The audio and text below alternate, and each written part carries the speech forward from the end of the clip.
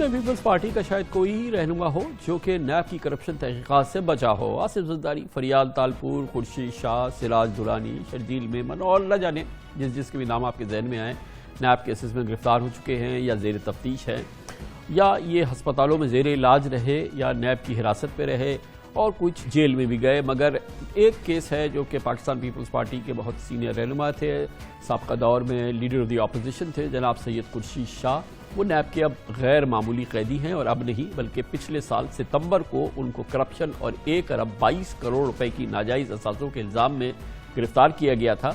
लेकिन पिछले साल 28 अक्टूबर से खुर्शीद शाह साहब मुबैना अमराज क़ल्ब की वजह से NICVD सक्खर में ज़ेर इलाज हैं।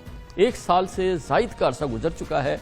ना नैब को इस हवाले से कोई शायद कंसर्न है, ना हॉस्पिटल को, और क्योंकि खुर्शीद शाह साहब बहरहाल वहाँ पर पिछले 1 साल से उनका इलाज हो रहा है। NICVD के 3 कमरे हैं वहाँ पर, उनका एक स्वीट बनाया गया है, हमें बताया गया है, जो कि खुर्शीद शाह साहब के ज़ेर इस्तेमाल है और उसको सब जेल को डिक्लेयर कर दिया गया है।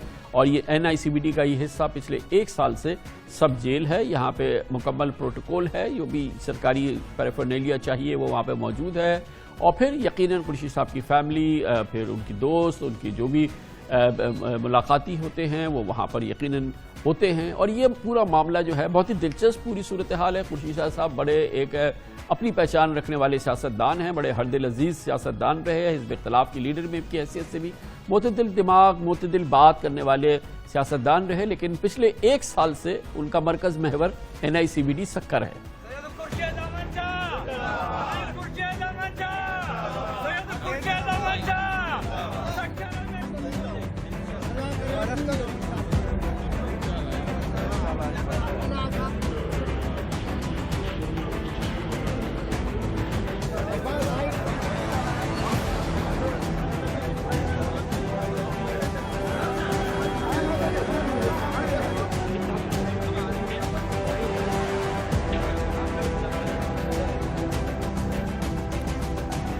बहरहाल 1 साल से यकीनन ज़ेर इलाज हैं, मगर ये इत्मीनान की बात है कि इस साल के दौरान जनाब खुर्शीद शाह के अस्पताल में तबीयत अंडर कंट्रोल रही है, काफ़ी बेहतर रही है। उनको किसी सर्जरी, एंजियोप्लास्टी वगैरह की भी ज़रूरत नहीं हुई, कोई ओपन हार्ट भी सर्जरी उनकी नहीं हुई है, कोई प्रोसीजर वहाँ पर नहीं हुआ है। मगर खुर्शीद शाह साहब, जैसे मैंने पहले भी कहा, उनकी अपनी एक पहचान है जमहूरी सियासत में। वो एक इतदाल पसंद सियासतदान की उनकी वो पहचान है। सियासी क़ुव्वतों में मफाहमत की वो बात करते हैं, पार्लियामेंट की बालादस्ती की हमेशा से वो हामी रहे हैं और यकीनन इसी वजह से उनकी अपनी एक पहचान है। लेकिन पीपल्स पार्टी से आजकल लगता यह है कि उनकी कुछ क़ता ताल्लुक़ी है या कम अज़ कम वो मुतहर्रिक नहीं है। मगर बहरहाल वो एक बड़े जाने पहचाने हमारे सियासतदान हैं।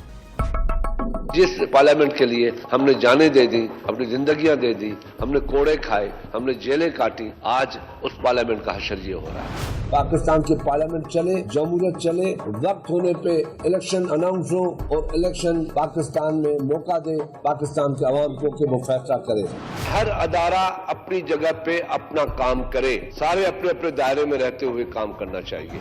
नवाज शरीफ पहले इखलाकी तौर पे उनको जाना चाहिए था, अब उसको कोई हक नहीं पहुंचता कि वजीर आजम के लिए 1 मिनट भी तरस जाए। साबिक़ कायदे हिज़्ब इख्तिलाफ पाकिस्तान पीपल्स पार्टी के सीनियर रहनुमा जनाब खुर्शीद शाह, जो कि पिछले 1 साल से NICVD में है, यकीनन अलील है, नैब का केस है। मगर जैसे मैंने अर्ज़ किया, पीपल्स पार्टी से अमलन उनकी क़ता ताल्लुक़ी नज़र आती है, कम अज़ कम मुतहर्रिक नहीं है। ये भी दिलचस्पी की बात है कि पिछले 1 साल के दौरान बिलावल भुट्टो जरदारी कई बार सक्खर गए, मगर खुर्शीद शाह साहब से उनकी मुलाकात नहीं हुई, ना ही वो उनकी अदालत के लिए तशरीफ़ ले गए NICVD। इससे लगता यह है कि फ़िलहाल वो मुतहर्रिक नहीं है।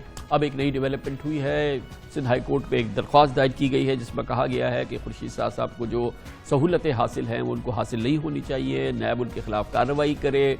और NICVD सब जेल बना हुआ है सक्खर का, पिछले 1 साल से उस हवाले से भी तहकीकात होनी चाहिए, कार्रवाई होनी चाहिए। और NICVD के सरबराह डॉक्टर नदीम खबर के हवाले से भी तहकीकात होनी चाहिए कि वो कौन सा मर्ज़ है जिसमें एक मरीज़ 1 साल से इस पूरी सूरत हाल के अंदर अंडर ट्रीटमेंट है NICVD में और मुसलसल एडमिशन है उसका।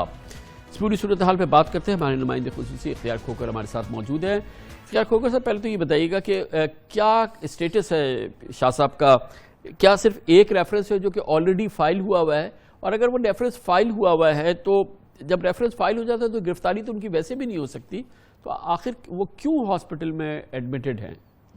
جی خان صاحب، یہ ریفرنس کا جو ہے اس کا جو اسٹیٹس ہے وہ یہ ہے کہ 1 سال گزر گیا ہے اور ابھی تک وہ اس کی صرف یہ عبوری ریفرنس ہے، انٹیریم ریفرنس داخل کیا ہے نیب نے، اور آج تک 1 سال گزرنے کے باوجود وہ انویسٹیگیشن کمپلیٹ نہیں ہوئی، اور اس کا جو فائنل ریفرنس ہے اور فرد جرم ہے وہ تک نافذ نہیں ہو سکا، وہ تک ان پر سید خورشید شاہ کی عدالت میں وہ کارروائی نہیں ہو سکی۔